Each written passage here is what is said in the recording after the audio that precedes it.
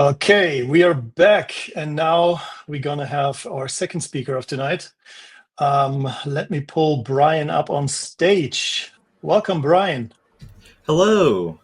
So I'm going to give the stage to you. I'm super excited to hear in detail how you can build your own Rust linter, and in your specific case, for our Bevy specific needs, let's say, right? So big hand to you, and you got the stage for you. Awesome. Thank you. Okay. Hello, everyone. My name is Bryan. I go by BD103 online. I started contributing to Bevy shortly after 0.12 was released. Um, Around about a year ago, I guess, at this point. And I have a strong interest in infrastructure and tooling and documentation, specifically related to Bevy. What this means is that you're never going to see my name on the release notes for any Bevy release, but I will be in the background working on CI, working on documentation, doing all the fun things that make it easier for other people to build the Bevy game engine. Some things that you may know me for is I wrote Bevy Bencher, which is a benchmarking integration that basically tracks Bevy's performance over time. I wrote Flag Frenzy, which is, if you've ever heard of Cargo Hack, it's like that, but on steroids. It is a program to test combinations of feature flags in a crate for crates that have dozens upon dozens of features, and how those all play together. And I also wrote the majority of the Bevy 0.14 migration guide. So if you happen to read through that and found it useful, then that's awesome. Glad to help out. Some other things that I didn't take full responsibility for, but I've also helped out with, are the Bevy contributing guide, and I help maintain Leafwing Studios' cargo cache action. If you ever use GitHub Actions with that, as it's pretty popular in some templates. Okay, with introductions out of the way, let's get started. This is a seemingly innocent piece of code, but it has a small issue with it. One so egregious that it will cause programs to lag and eventually crash if run for long enough. Can you spot where it goes wrong? I'm just going to give you 5 seconds at this point. And if this init resource line was the thing that caught your eye, then congrats to you. This piece of code is deceiving because it actually works as intended by the original author. The person writing this probably intended to register my event as an event that they can send between systems using the event writers and readers. And they succeeded. Doing this will work. If you pull up a new Bevy project and you try that, it will work. You'll be able to use events. But something is missing here. If we compare this with the correct form of registering event using the add event method, you will notice that, well, one thing that you won't notice immediately, which is part of the problem, is that init resource doesn't fully set up events. Init resource does not register the system that deallocates old events, meaning that old events will live forever and will cause a memory leak. So if you use the incorrect code, you will have a memory leak in your game that will slowly build up more and more memory as more and more events are sent, until eventually you check your task manager like, oh, hey, I'm using 15 gigabytes of memory when my game only should use half of one. What's going on?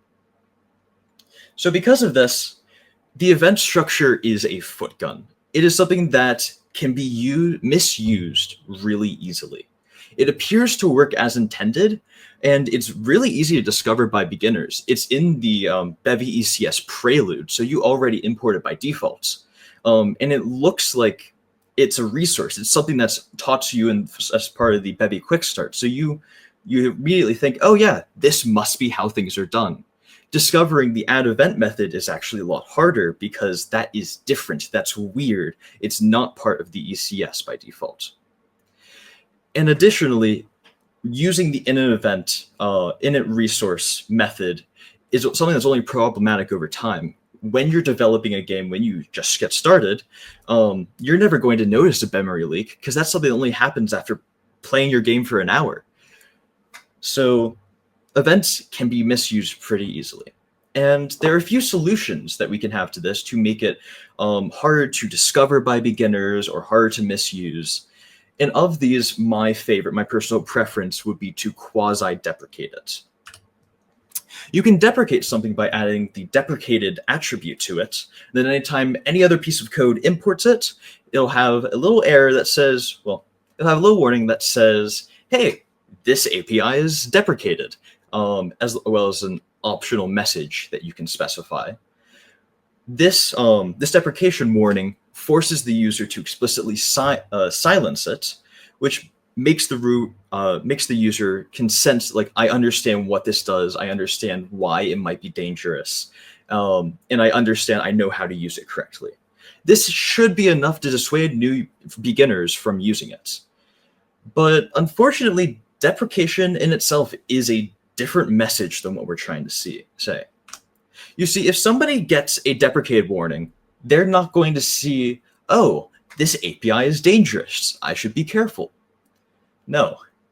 Instead, they're going to think that this API is going to be removed in a later release. That's what deprecation means. That's us saying, oh, hey, yeah, this API, we used to have it, but we don't really like it anymore, so we're going to get rid of it. We just want to let you know that that will be happening in the future. But unfortunately, the deprecated attribute is the only way to communicate really anything to the user, but even then, it's not what we're trying to do. It's not the full solution. So what do we do in this case? Where's the middle ground? Where's the solution to prevent beginners from using events, but still allow professionals, people competent and with a in-depth knowledge of the event system, to still be able to use it? Well, that's where I come in. Over the past 2 months, I have been working on a project that solves this exact kind of problem. It is Bevy Lint, an experimental linter, just like Clippy, specifically for Bevy projects. This linter integrates directly with Rust-C's libraries, with the Rust compiler, meaning it benefits from all of Rust's amazing error messages, and it can handle all Rust code by default. We're not building anything from scratch. We're building off of the existing code in the compiler, which means it should integrate smoothly with your project. But how does that work? I didn't fork the Rust compiler. I'm not injecting my own version, building my own toolchain. How could one actually use the Rust compiler libraries within your own program? Well, first, this requires installing a nightly Rust toolchain with RustUp with the Rust-C dev component. The reason we do this is because it includes this specific file, librustcdriver.dylib or .so or .dll, depending on your platform. This is a dynamic library, or a shared object for my fellow Unix fans, that contains the complete compiled form of the Rust compiler's crates to be easily linked and imported into your own projects. You don't have to build the compiler yourself. You don't have to modify the compiler because it already builds a library form that you can import yourself. But first, let me show you a magic trick. I will recreate all of the Rust-C executable in one single Rust file. May I have a drum roll, please? Oh, that's good enough, given how I don't know how to play audio from Google Slides. That works. Anyways, enough stalling. Here is all of the Rust-C executable in one single file. Yeah. It's not that impressive of a magic trick, nor was it really magic at all, but this displays my point exactly. To use Rust-C libraries, you need to use the Rust-C private feature at the top of your crates. This is the equivalent of a terms and conditions document that says, things may break at any time. Don't expect the mighty Rust compiler devs to bow to your puny mortal wishes. But once you've scrolled through that and don't read it, you sign your name or whatever, and you're free to use any Rust compiler library that you wish, just given that it may break at any time you upgrade to a new version of Rust. And with that, you can use Rust compiler libraries. And of those libraries, well, There are a lot of them. So much so that I could probably spend the rest of my talk just detailing each and every one of them. But I'm not going to do that, because we're here to talk about linters. We're here to talk about how people can improve their code, not how the Rust compiler devs thought to organize their program and how that's grown over time. So instead of talking about that, let's go a little bit deeper into using the compiler programmatically. Well, I previously showed you this snippet of code for calling, for recreating the Rust-C executable. If you want to use Rust-C libraries yourselves, you likely don't want to use this directly, because this doesn't provide you any means to configure the compiler. Instead, you'll likely have a program that looks something like this. This is a this is compared to a main function, uses the run compiler structure, which allows you to specify the command line arguments to your program and a set of callbacks that will get run. Let's go into that a little bit more detail. Callbacks are a way to give functions to the Rust compiler that it will then execute at certain times in its compilation process. For instance, the config method in a callback is executed at the very beginning of compiling, when things are just getting configured. While the after analysis method is a callback that is called once everything's all lowered to HIR, everything's type checked and borrow checked. So that is called once that you know this is valid Rust code that I can begin turning into a binary. And then you could hook your own code to do certain stuff at that point. For us, callbacks are represented with this trait, the callbacks trait. We pass a structure that implements this trait to the compiler, and it then calls it at a specified time, at specified times, as mentioned before. If you wanted to, let's just say, analyze the compiler's internal representation of your code, you'd likely want to override the after analysis method, because then you know you have valid Rust code to begin with. Stuff like that. Now, lints are a special case, because while you would originally think, oh, I'd run lints in the after analysis phase, well, not quite. Lints are special cased. You actually register them in the configuration step using the lint store structure, as you can kind of see here. You'll see I call lint store.register lints, and I pass an array of lint definitions. Then lint store.register lint passes, and I then pass in a lint pass. This is how you register lints, so that the compiler knows about it ahead of time, so it can resolve all the names. There's an option in the Rust compiler that allows you to print out all the different lints that are possible that you can reference, so it knows all that stuff ahead of time. But once you do that, you can inject your own lints into the compiler. But before we continue, I would like to clarify that a lint is not one singular thing, but in fact two separate things. In the compiler, the term lint, or specifically the lint structure, is an identifier. It is the definition for the lint, including its name, its group, its default level, warning level. It's the thing that specifies like the name that you use the allow attribute for. But the lint in the compiler does not say where this lint might be raised. It doesn't say how to find this lint. Where might it come up? That is where lint passes come in.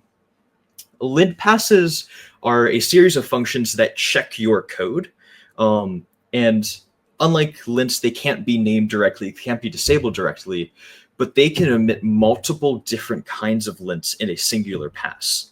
So for instance, if you had two very, very similar lints, you would have one single lint pass that checks for them both at the same time. So that's a little bit of the clarification.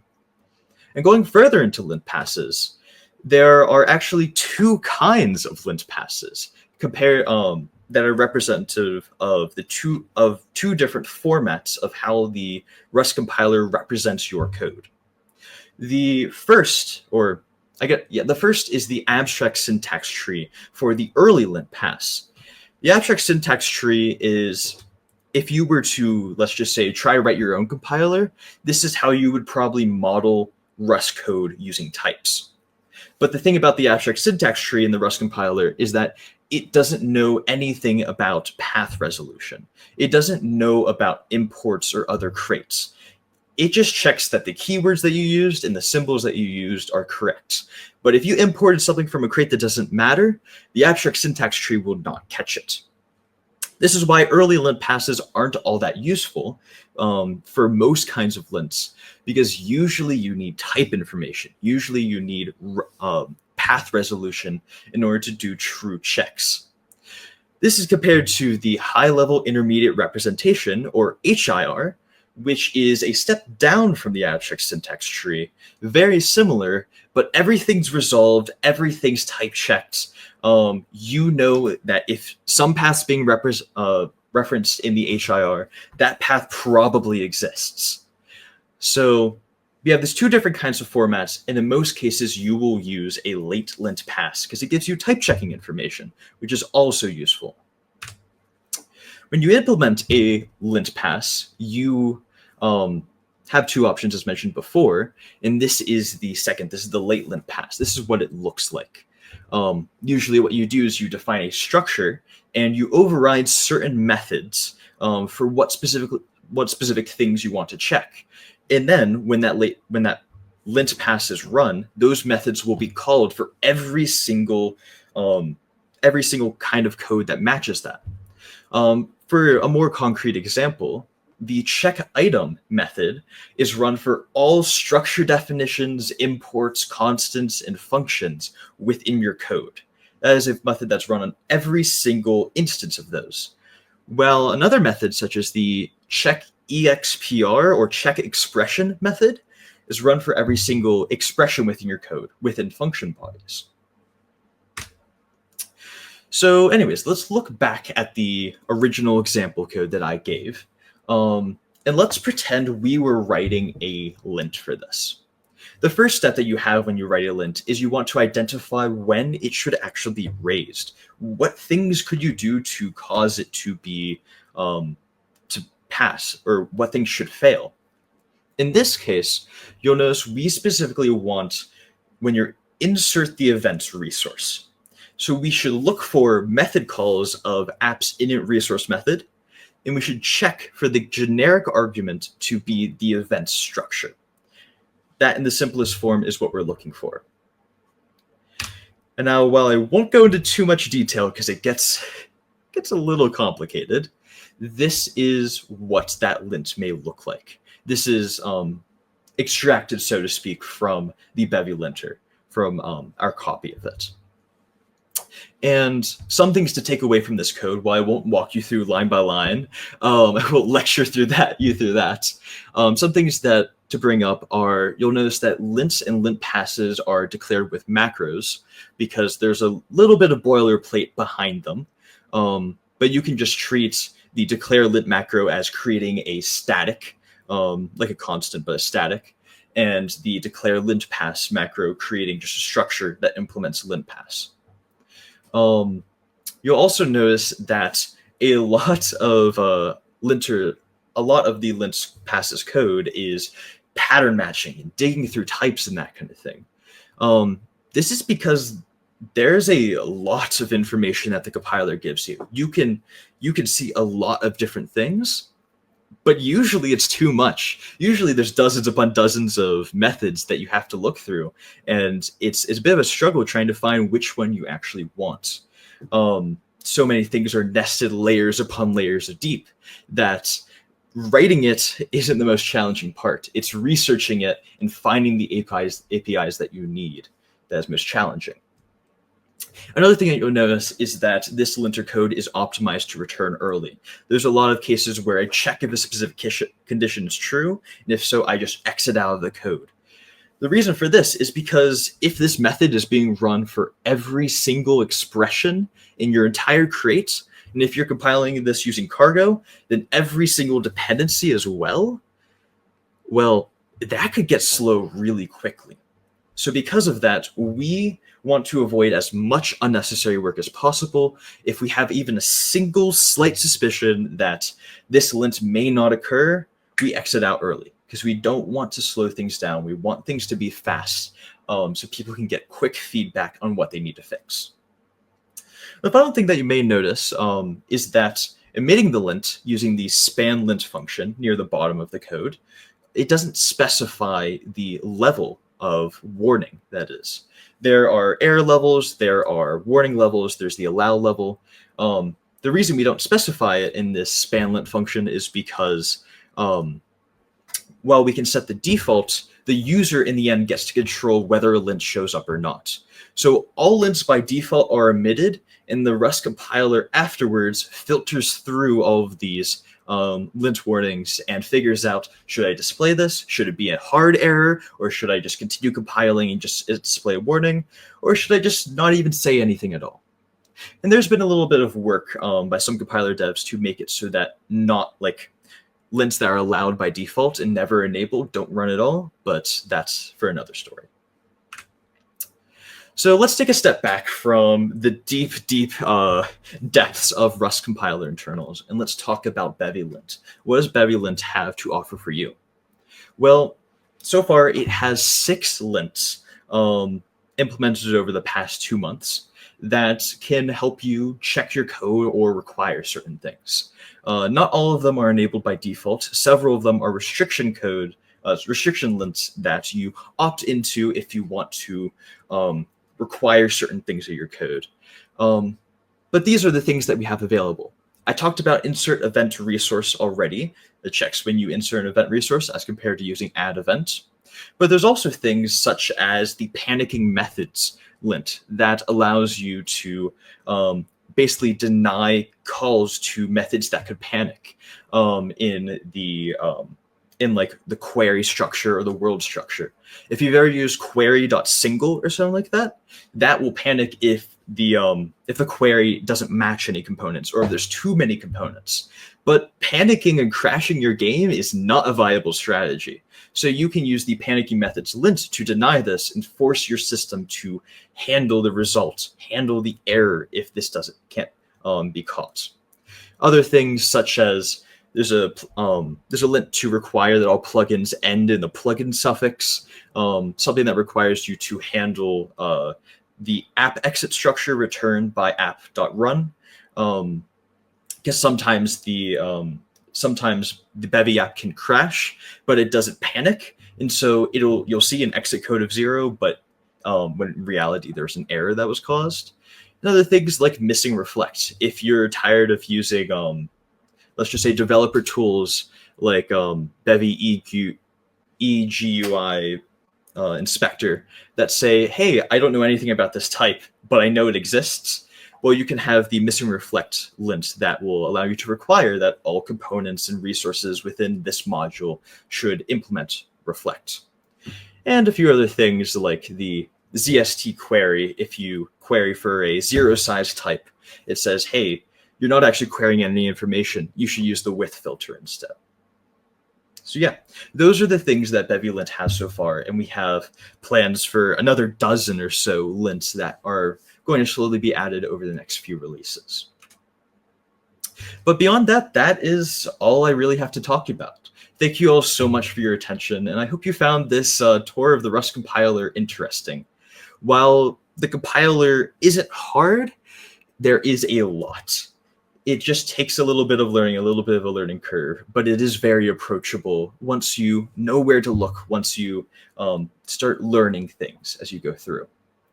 If you have a project made in Bevy, I would like to ask that you consider using Bevy Lint in your continuous integration or just running it once to see what your code's doing. Over the next few months, I would really appreciate a lot of testing to make sure that this works, because the plan is to eventually upstream Bevy Linter to be an official Bevy product if it is successful and tested in the field a lot. There are plans to add it to the Bevy engine's continuous integration checks for pull requests, so we can begin requiring stuff within the engine, like reducing panics. in order to make it out of the engine a better experience. And yeah, this is all in my eventual goal to claim my title as the subject matter expert of laundry. But until then, I'll just be Bryan hanging out and working on fun compiler stuff. If the specifics of how the linter works is of interest to you, please consider contributing. I hang out in the Bevy CLI working group on Discord, along with a bunch of other lovely people. The code for the linter is heavily documented, sporting an insane 2-to-1 lines of code per comment ratio. For every 1 line of code for every 2 lines of code, there is 1 comment matching it, which I don't think you're going to get in really any other project. But yes, that is all. Thank you so much for your time, and I hope you found my presentation interesting. Bryan, thank you so much. This was a super interesting talk. We have actually a bunch of questions, so I want to get right into it. And the chat is giving you big hands too. So this was really exciting. So one thing that is asked here a lot is, does that require my project to run on Rust nightly to be using the linter? No, it does not. But there is a little bit of extra work you have to put in to get it to work. Long story short, you can write your own. You can write Bevy programs in stable Rust and still use the nightly linter, because. Actually, mind if I share my screen to show the documentation for the linter? Because that best explains it. Let me stop my screen here and present, share screen like that. And I think that should be what we want. Yes, here we go. So this wait. Yeah. Here is your screen. Okay. Sorry, I forgot about that. Okay. So this is the documentation for the Bevy linter. It's all in Rust doc, nice and easily. And one of the things that the Bevy linter does is whenever it's checking your code, it passes this -- config Bevy lint. So you can basically detect whether Bevy lint is enabled or not. Similar if you've ever detected if your crate is being built with docs.rs or something like that. This is how you can detect if it's being used. And because of that, you can use this to basically only use nightly features when Bevy lint is active. So it does mean there's a little bit of extra work if you want to, like, for instance, deny certain lints. You have to write this. You have to only enable that lint when Bevy lint is on. If you want to still use stable Rust, but it's not impossible. It's certainly something that you can do. And we're slowly working to get this a little bit easier and easier to use. So yes, stable Rust is possible, just a bit of boilerplate. Yeah, gotcha. Cool. So the next highly voted question is, does that also mean we get automated fixes for offending code? Yes, that is a big focus of the stuff that I've worked on. Just as, you know, there is cargo fix, that command, or rust fix as it was called. Lint can emit suggestions for your code. And some of those suggestions can be machine applicable, which means cargo fix can automatically apply those suggestions. So yes, there's a world where you can run the linter and it automatically fixes up your code. There was someone who brought up that this could be used to automate migrating your code to new versions of Bevy. Oh wow! It's not something that I think would be feasible in the short term, but over the long term, we have all the tools, we have all the data necessary to migrate. It's just the process of actually doing that in the amount of work that would be required for that kind of thing.